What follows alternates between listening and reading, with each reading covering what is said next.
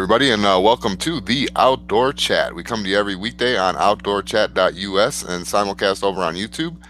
We go over everything to be encountered in the great outdoors, including our outdoor adventures, critters, vehicles, and much, much more.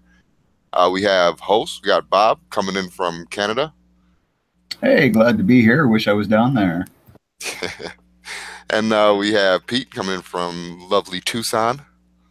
Hey, thanks for, I don't know what I'm saying thanks for, but yeah, wish I was up there too. Talking about going on an adventure.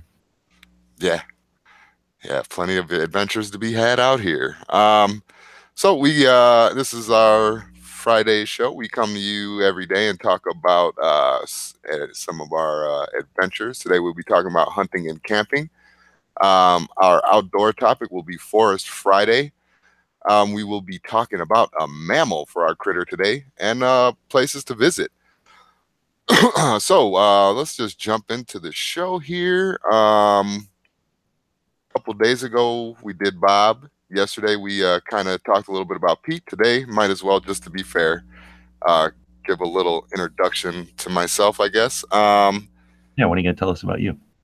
Yeah. Maybe right now. So I come from a land called Illinois. I lived out there most of my life. Pretty much have one foot in the concrete, 1 foot in the forest. I guess I was lucky enough to live with my grandparents, and my grandfather kind of made me foresty. Like to do the whole camping stuff. Did small game hunting. Had guns and 22 and shotguns in my hands at a young age, and teaching me stuff. So always had an interest in the outdoors. I love it. It's something that you could do. You don't have to look at your phone. There's always something to do when you're out, and that's pretty much how I got into it, getting into the chats. Just kind of see how things have been going lately, socially and stuff like that, and just wanted to, jump in and reach out to other people out there, like-minded individuals. So here I am.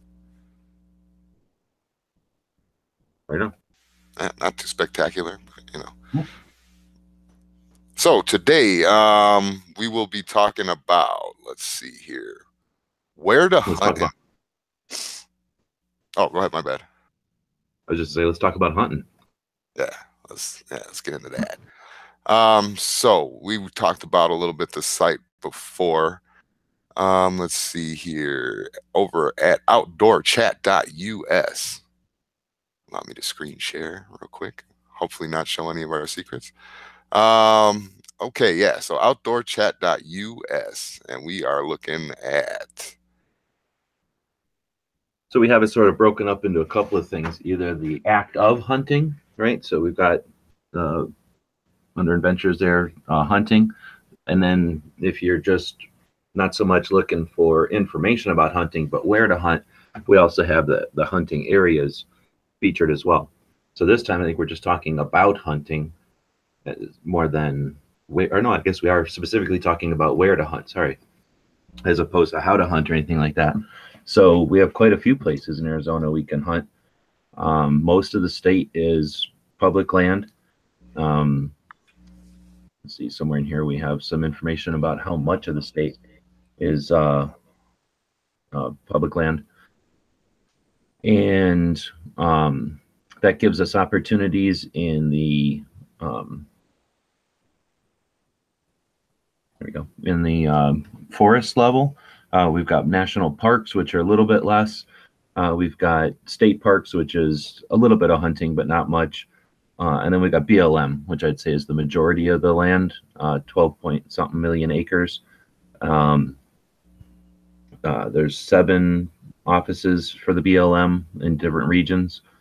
Then you got Arizona public lands, which basically owned by the state, and they don't really sell them. They trade them every once in a while to get money for the schools, but they're run and administered by the state. They're usually closer to the cities than the forest, the national stuff. And you see those white signs everywhere that say can't enter without authorization.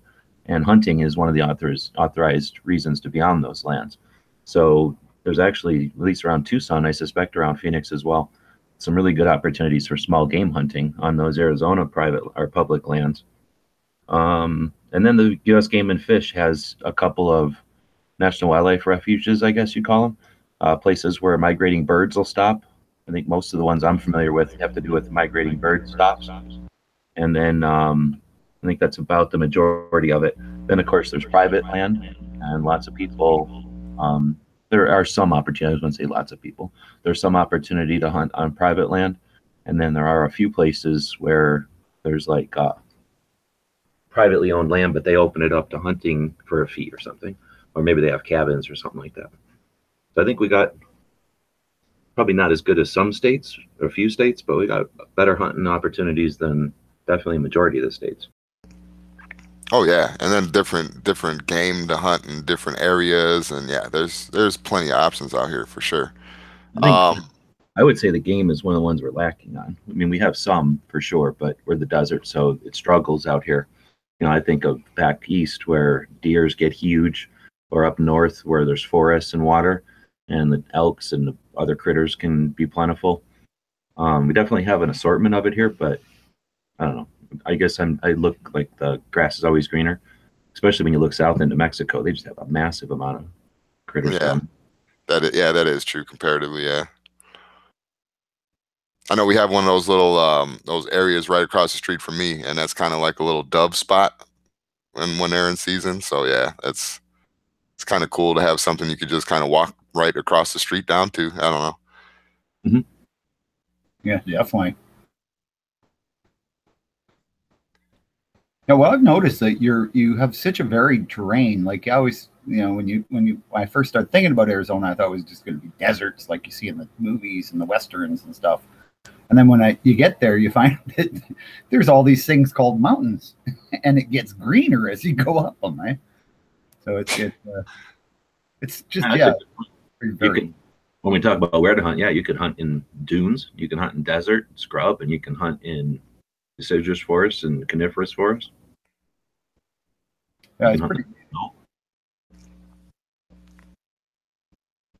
Yeah. All right. So let's move on. I feel confident in that one. Not a little bit, but we do have the website over there, outdoorchat.us. You can always get more information there. We'll link to places if you have questions, so you can always email us at gearwebsites@gmail.com too. There you go. So yeah, usually, well, lately we've between the first and second segment of the shows, we have that spaced out for advertisers, stuff like that. But we will be asking, just come on in, join the team, and like Pete was just saying, you can email us, get in contact with us that way. We do have the website outdoorchat.us. Feel free, you can leave some comments, be a part of the show. Just get a hold of us that way. Yeah, our goal isn't really, I don't think any of us have the goal of creating high production value entertainment. We're really just trying to start a conversation on the internet about outdoors and specifically Arizona, right? So we've done this with other things in the past. And this is one of the interests we all have since we live here or visit here all the time. And we really just want to make this another conversation. So be part of it. Yeah, for sure. I mean, the big thing is we want to spread the word that, I mean, Arizona is a gorgeous state. It's got all these options for adventures and entertainment. We just want to let everybody know that it's out there and just how beautiful and great it is. Well, maybe Bob wants to do that. We really hope that no one outside of Arizona listens to this podcast. Maybe we've had a bad choice having Bob on. Yeah, that's probably a bad mistake having somebody from Canada. Yeah, those Canadians. So today is Forest Friday. Just sounds interesting.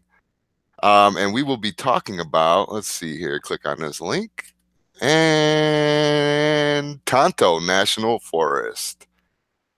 3 million.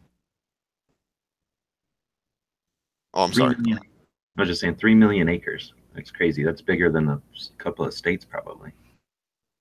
That is a lot of land. Eastern ones anyway. It says it's the 5th largest forest in the U.S. 5th largest forest, and then the variety in vegetation and range in altitude from 1,300 to 7,900 feet. That's crazy. Whereas I'm from the prairies, and anything that goes up more than 1,000 feet, I think, is crazy. Yeah, start getting dizzy a little bit, a little lightheaded. Yeah, man, this is a really awesome place. One of the first thing that pops up as soon as you go in there, bear safety. So yeah, this is a pretty awesome place. I haven't been able to, I guess, go through the entire terrain, but I have gotten, you get a little Tonto pass at the grocery stores out here, Fry's, Safeway, whatever, and pretty much free reign. Pretty much, depending on what you want to do. And then you got to also notice too, I just seen something popped up that brought it to mind too. We got burn days here. Got to definitely pay attention to those, especially going out setting fires, little campfires, whatever. So if you're a smoker and you're in outdoors, that's a way that a lot of accidents have happened from people just kind of throwing their cigarettes in the forest or whatever. And you gotta pay attention to the burn days out here because it gets very dry and very hot. Yeah, that's one thing that's kind of gotten common with out in the prairies is in certain seasons in the prairies you have to be very careful because of the just the fact that you can start a fire like nothing, and before you know it, it's thousands of acres gone up. Yeah, and they can't get a hold of it. Exactly. So this is, I throw up on the screen a map of the forest in Arizona. So the Tonto is basically the one around Phoenix there, the closest one to Phoenix, and it goes north into the rim and east. So it heads over towards the lakes and up towards Winslow and Flagstaff. So you can see that it's one of the larger forests, and in Arizona, it's the one that's the most, I don't know what you call that, like in a group, like it's all together.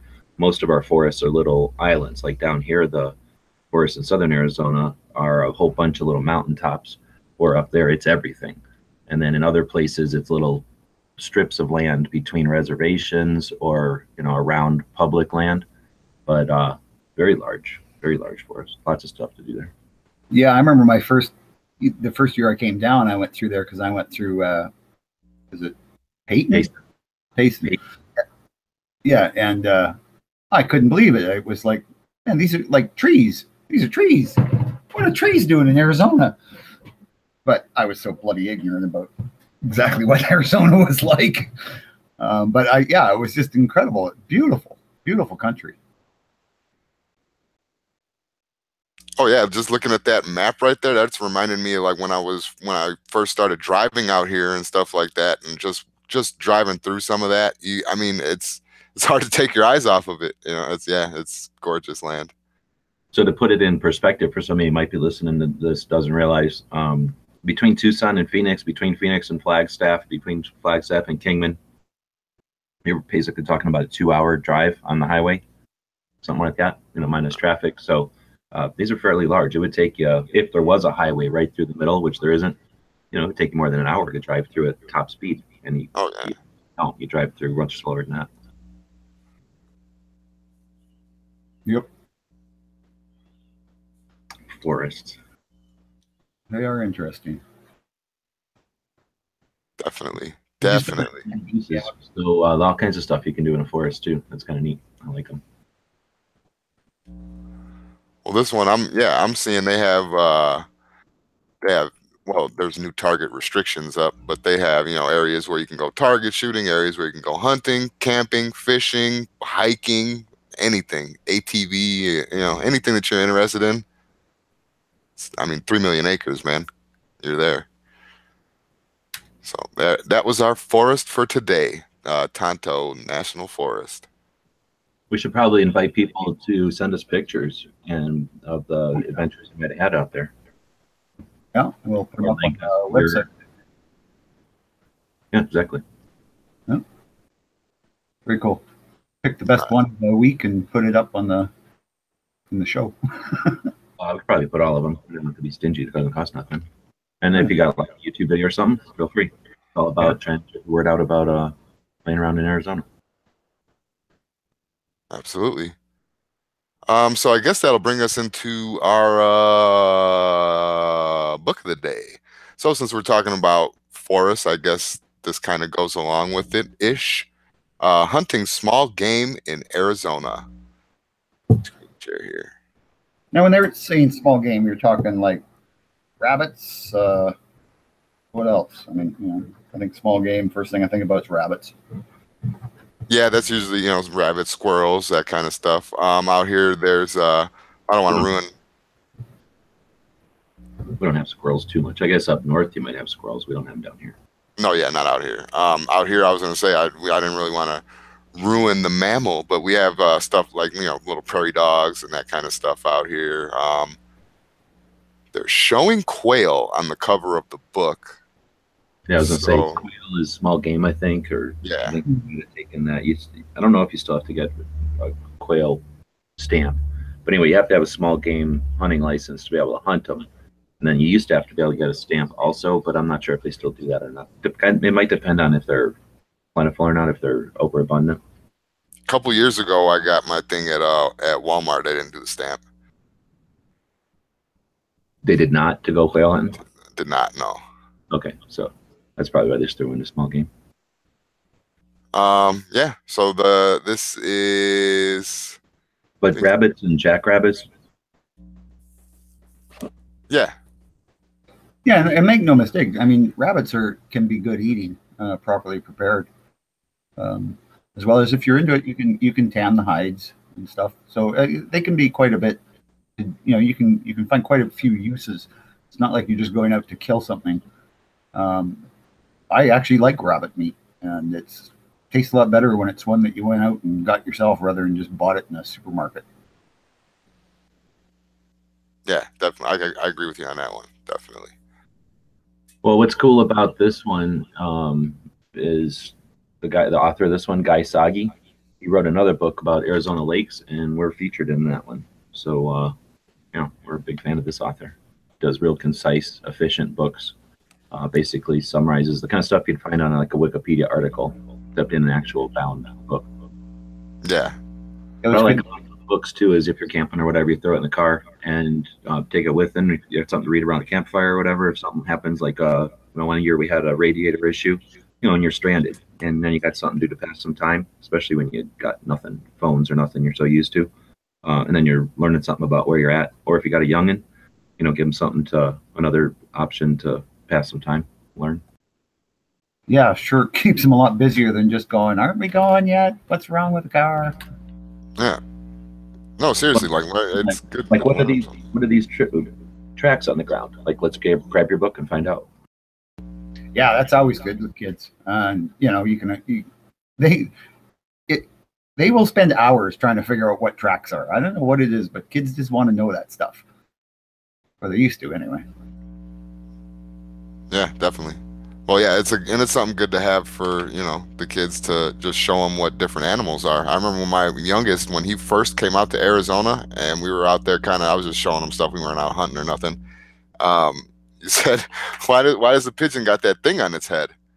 And I had to tell him it was a quail and all that, and so it's good it would be something good for the kids. Period. No matter what, learn them something. Those quails are the funniest looking things. Yeah.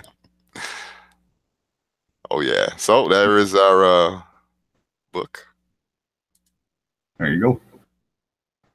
And we'll have a link. You can grab that on Amazon, of course. We always appreciate that. We got a little cut and appreciate the support. Yeah, absolutely. Where are we heading to now? What are we doing?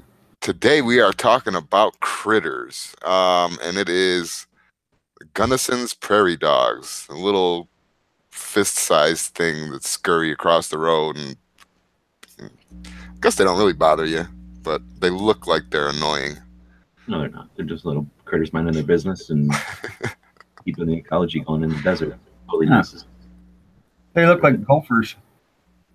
Way smaller. They're tiny out here. They got levels. Yeah. Very little, yeah. Scale, but look at them compared to grass. They're nothing like a prairie dog like you got up north or anything.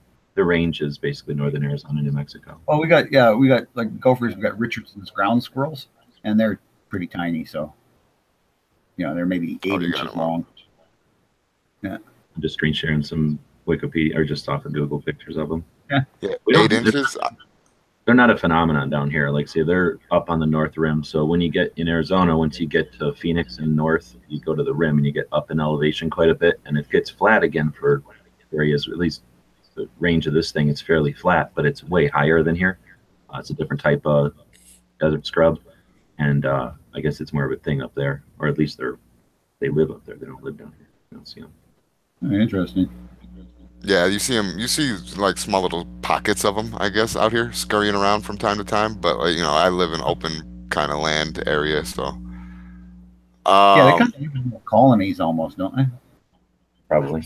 Like you'll see, like, I guess, yeah. where there'll be a whole bunch of little holes in the ground all over, and I guess it tells right here. Live in colonies up to several hundred. Each colony is divided into territories, then communal groups of solitary individuals. 2 to 19. Now, is it a myth? I mean, I don't know if you guys could tell me or not, but I've always been told from when I first came out here, no matter what, if you're starving, don't catch, kill, and cook none of them things because I guess they're poisonous or something like that.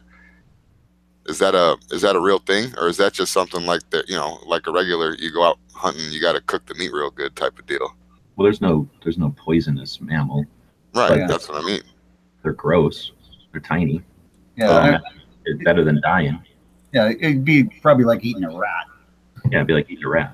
See, I always heard don't ever eat them things. I don't know why. I mean, I don't think anybody go out hunting to eat them ever. Feed a critter or something with them, maybe. Well, no, I mean, I guess they were saying like in a pinch, you know.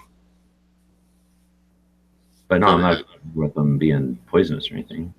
Yeah, I mean, people here back during the Depression used to eat them, like gophers, which look like the same thing. So I imagine. Yeah, so I figure, I don't know. They go around eating grass and leaves. Yeah. It's not poison. Yeah, because I know the hawks eat them. Hawks and stuff eat them. If they were poisonous, I'm sure they wouldn't. I think it's more of just a thing. You know, people don't like eating pigeons either. Yeah. But if you're hungry, those city squab can be pretty good. I guess, yeah. All right. Well, insight into Canada. In case you guys were curious. Don't order squab.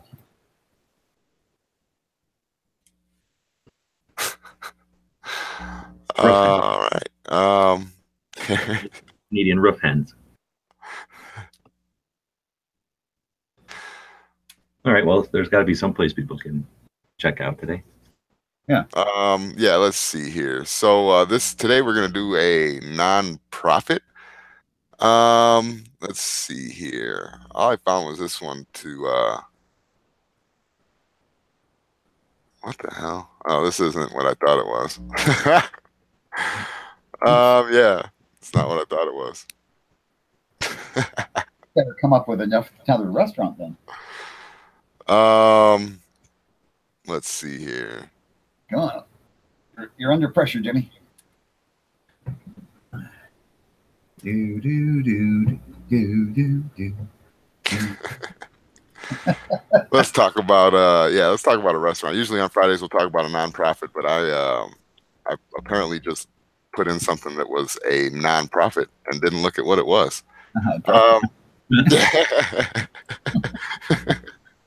So we will be talking about a restaurant today. That's my fault.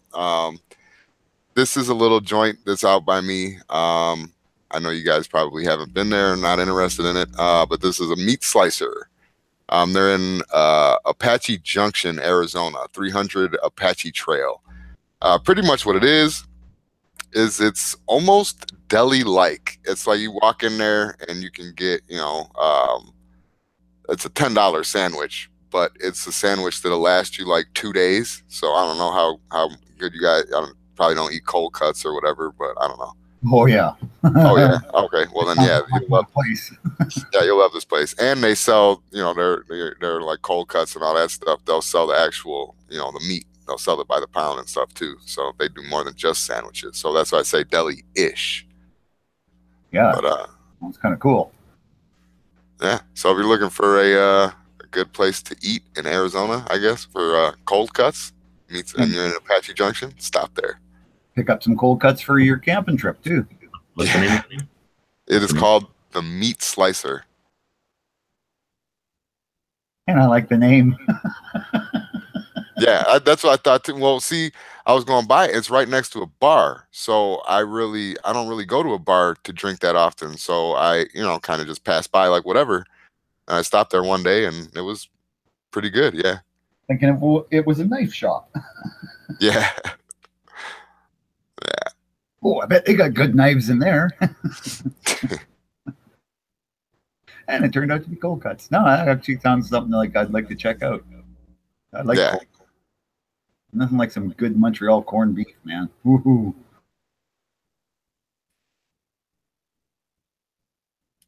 Yeah. So there you go. That was the restaurant. That was my fault. I apologize for that. That's all right. We'll let you go this time. I'll do a little bit more research next time. Trust me.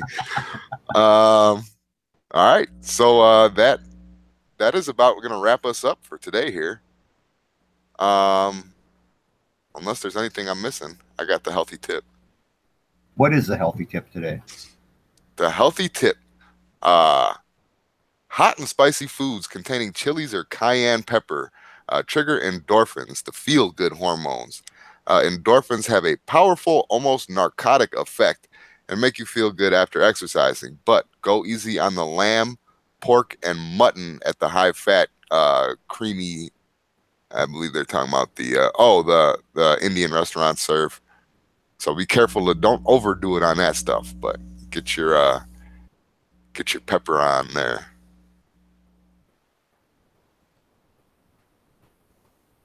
That's the healthy tip. So let me see. Are we pretty much done up? Yeah, I think we are. Does Bob eat Indian food? I don't think I've ever seen Bob eat Indian food. I don't think I have. No, I think it would probably kill me. We're gonna have to take Bob to an Indian food place, see if he likes it or not. It's not that bad. It's not super spicy. It's just different spices. Yeah, seriously. Like I really didn't think I'd like it, but I enjoyed it very much, actually. All right. So there you go. There's our healthy tip of the day. Now, yeah. All right. Well, I guess we'll just finish it up. Let's see. We were talking about prairie dogs. Well, we were talking about prairie dog type things. So, yeah, for those prairie dogs, the thing is that their litters are only about 3 pups, but they can range from as few as 1 to as many as 6. They'll live 3 to 4 years. So a female can typically have 3 to 4 litters. So you can see that it's not like they're endangered in most cases. I mean, there's a lot of them. They do tend to be prolific little breeders. So when we talk about maybe going out and hunting them for sport, yeah, most areas are going to have lots. It's like rabbits down here probably, where if it's a wet year and you're going to see a lot of them the next year, and then there'll be a bunch of hawks and snakes the year after that. And if it gets dry, then they'll go down. But, it kind of depends on the weather each year. Yeah. For sure. All right. So on that, hey, let's wrap it up. And I will say thanks, everybody, for watching and listening. And I guess we'll see you Monday now. So stay tuned for Monday. On Monday. Arizona.